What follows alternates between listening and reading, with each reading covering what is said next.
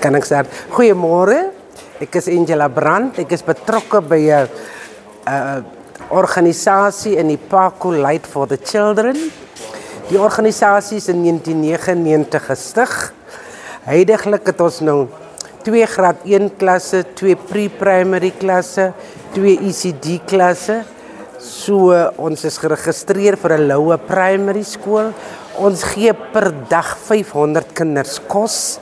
Ons het ook 'n namiddagprogram kinders wat in die hoërskool is, wat daar kom studeer en by dit het ons is nou besig om 'n ander projek oop te maak side by side. Ons werk uitsluitend met kinders met disability. Currently het ons al 8 kinders met disability daarso.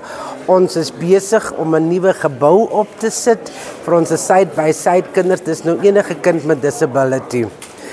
En soos ek sê, ons is tesame met ons is saam met Steps for Children.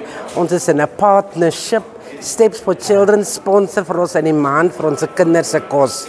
Soos ek gesê het, 500 tot 600 kinders per dag word daar kos gegee en behalwe die kos het ons die education gedeelte en ons sorg ook vir die community.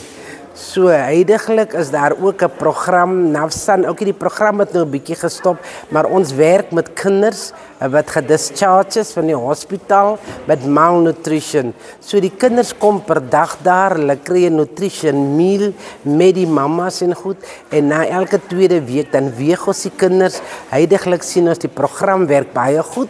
Die kinders stel mooi op, maar ons probleem kom in die nawekte as daar nou nie voeding is vir die kinders nie, dan kom daai kinders se gewigte weer 'n bietjie af.